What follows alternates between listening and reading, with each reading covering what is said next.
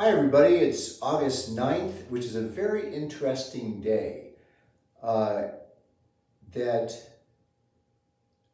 causes us to remember some great brothers and sisters of ours in the Catholic faith who were martyrs or victims because of the war making in World War II.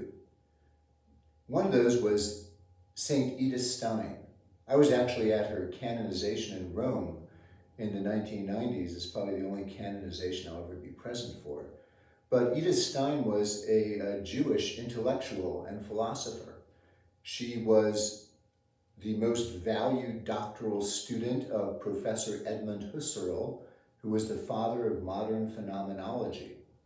And being a philosopher, she was always on the quest for truth, because that's what philosophers do. And one day she discovered in the library of a friend the life of Saint Teresa of Avila. And she read the whole thing in one night, which was itself remarkable. And when she closed the book, she said, "Now I've found it. I found truth." She also learned from another great doctor of the church, St. Thomas Aquinas, that God can be served through scholarship, as St. Thomas said. So in 1922, Edith was baptized as a Catholic and became a follower of Jesus.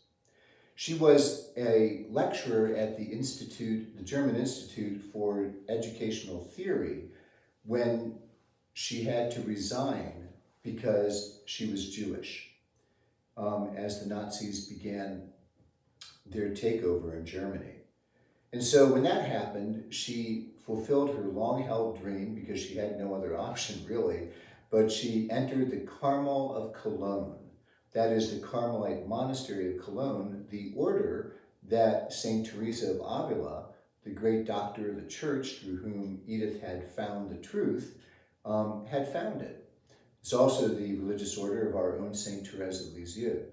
So Edith Stein joined the Carmelite monastery in Cologne, a strictly cloistered and closed community of nuns, and she took the name Teresa Benedicta of the Cross. And things began to heat up even more in Germany because of the Nazis, and so her sisters thought it would be good if she get out of Germany. So she was sent to live at the Carmel in Echt, Holland. But then when the Nazis took over in Holland, the Dutch bishops, the Dutch Catholic bishops, despite the Nazis' clear warnings, came out publicly and condemned the Nazis. So in retaliation for that, the Nazis rounded up all Jewish converts to Catholicism. And of course, one of those was Sister Teresa Benedicta of the Cross, Saint Edith Stein. So she was taken and sent to Auschwitz, where she died on this day in 1942. Edith Stein said, "Each of us is perpetually on the razor's edge. On one side, absolute nothingness, and on the other, the fullness of divine life." So, jump forward to this day a year later, and that features Blessed Franz Jägerstätter, who was an Austrian farmer and a devoted husband and father and a devout Catholic. And Franz refused to be conscripted into the Nazi army because he was a follower of Jesus. And after consultation with his local pastor and his bishop, who both told him, "Franz, do your patriotic duty and obey the law," he said, "I just cannot do that. That violates my conscience as a follower of Jesus." So on this day, exactly a year after Edith Stein died in Auschwitz, Blessed Franz was beheaded by the Nazis. So jump forward 2 more years to 1945. It was on this day in 1945 that we obliterated Nagasaki with our atomic bombs. Nagasaki was an important center of Catholicism in Japan, and 2/3 of our Catholic brothers and sisters were destroyed by that bomb.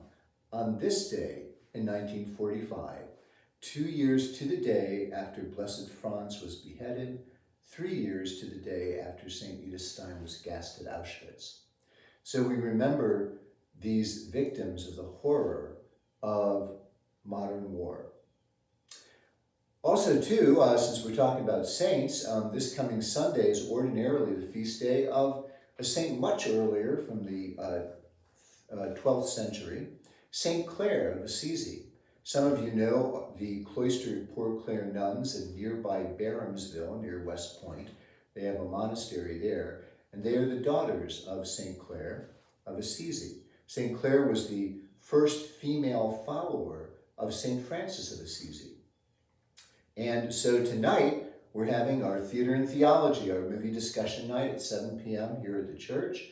And we're going to be seeing a beautiful movie made by Franco Zeffirelli in the 70s, a beautiful poetic film about the early life of St. Clare and St. Francis. So all are welcome to come at 7 p.m. tonight to see the movie Brother, Sun, Sister, Moon. So I'll see you all in church.